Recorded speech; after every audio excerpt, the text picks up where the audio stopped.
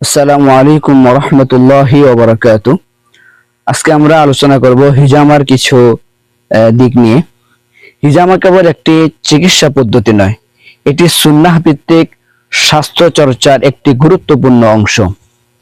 ইসলামে মানুষের শরীরকে আল্লাহ তাআলার আমানত হিসাবে দেখা হয়, আর সেই শরীরের যত্ন নেওয়া ইবাদতের অন্তর্ভুক্ত।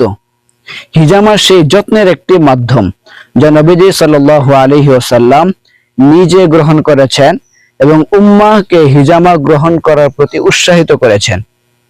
হিজামার মূল দর্শন হলো রোগ হওয়ার পর শুধু চিকিৎসা নয়, বরং শরীরের ভারসাম্য রক্ষা করা, সুস্থতা বজায় রাখা এবং প্রতিরোধমূলক স্বাস্থ্য সচেতনতা গড়ে তোলা। তাই এটি কেবল একটি থেরাপি নয়, বরং পরিচ্ছন্ন জীবনযাপন, সুষম খাদ্যাভ্যাস, পর্যাপ্ত বিশ্রাম, ইবাদত ও সুন্নাহ ভিত্তিক জীবন চর্চার একটি অংশ।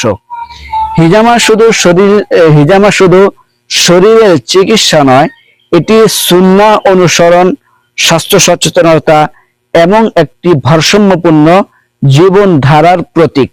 আল্লাহ তাআলা আমাদেরকে হিজামা গ্রহণ করে আমাদের শরীরের সুস্থতা বজায় রাখার তৌফিক দান করুন। আমিন।